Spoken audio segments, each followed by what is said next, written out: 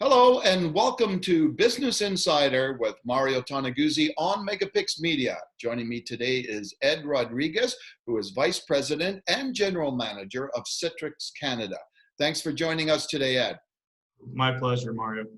Okay, I want to talk, Ed, about some survey results that you guys put out recently. Let's start with this one, which is kind of interesting. 75% of Canadian workers would like the option of working from home or office once the pandemic ends.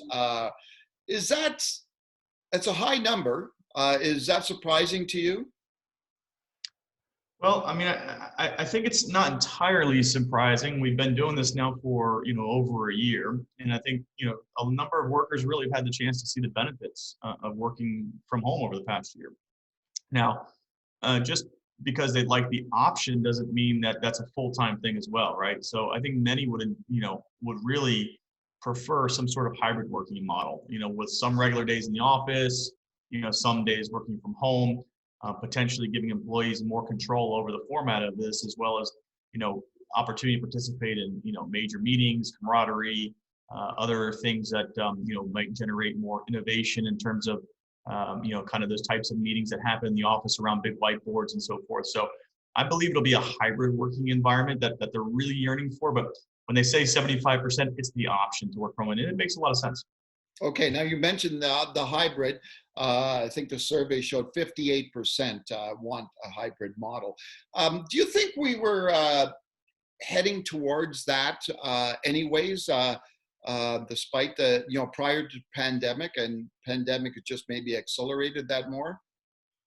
I think that the general trend was moving more and more towards enabling remote work. But it was really the pandemic that put it into high gear. I think there's certainly organizations that have begun offering remote work capabilities for folks, whether it be because of life circumstances or because they were able to get a talent pool that was not necessarily in their local region. But to do so required them to have the right technical infrastructure in there, as well as HR policies and programs that were developed. And of course, those are the organizations that when the pandemic hit, was very easy for them to scale. And in no time, were really having the full workforce work from home without too much disruption to business. So to answer your question, I think we were on our way there, but the pace of it was going to be a lot slower, with the advantages starting to show themselves in the early adopters that were beginning to do it. Okay. Now, one of the interesting things that I found from the survey was 49% of Canadian office workers say their physical well-being has worsened in the past year because of the pandemic. That surprises me. Any thoughts there, Ed, of why we see almost half of people from just a strictly physical point of view being Sure. worse off? Well, I mean, I think there was two metrics in the study that stood out in that capacity. One was 57% of the office workers saying their mental well-being is worse, and then 49% saying the same thing about their physical. Now, we know there is certainly a interconnection between mental well-being and physical well-being, which is going to account for a big chunk of that. But at the same time, with so many limitations and how we are able to provide self-care, whether it be going to gyms and yoga classes and all the other ways that we get involved in extracurricular activities that are physical in nature. You take some of that away and, all of a sudden people who've been, cooped up and are working from home, are dealing with life at home and kids at home, next thing you know, their actual physical well-being is also taking an impact there. And so Yeah, I think that's kind of where they go hand in hand. okay, super then. Here's something interesting.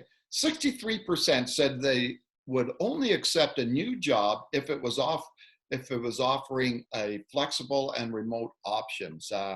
That seems quite high. I guess it's the fact that people are doing it, now and have come accustomed to it and kind of like it, right? I think that's a big piece of it. I think the other big piece of it is we're still, in the midst of this pandemic. The vaccine rollout is very slow right now. Yeah. With only folks that are 80 years old and above. And so there's also a safety issue associated with that. So people want that, both that feeling of safety, essentially, with their personal health. And additionally, as you mentioned, they've gotten accustomed to some of those great benefits of remote work, allowing them to interject their life into their work day, and really, work when they're most productive. And as a result of that, we also saw quite a bit of productivity statistics around folks where productivity has generally increased as they've given them the opportunity now, to work when they can work best and work from where they can work best, and really start to measure based on outcomes rather than the hours of time specifically spent in the office. Yeah, and the last thing I wanted to ask you, Ed, was around that as well, which I found really intriguing, that 38% uh, said they would accept a 20% reduction in pay to have these options in place. That was, to be honest, quite striking to me. Yeah, I thought about that too. I found that interesting as well. And, I think part of that is a little bit of, the math in terms of savings, right? And depending on where you live, what city in Canada you're in, and where your offices are located, there's quite a bit of time spent commuting. There's quite a bit of dollars spent, in the transportation aspects of this. And so as people think about removing commutes, from their world, there's quite a bit of savings that come in, and I believe that factors into why they feel as though, hey, I could probably afford a little less on income because I'm spending a little less and I'm repurposing my time towards more productive things. Yeah, exactly. All right, well, super. Thanks very much for joining us today, Ed. My pleasure, Mario. Okay, that was Ed Rodriguez, who is Vice President and General Manager of Citrix Canada.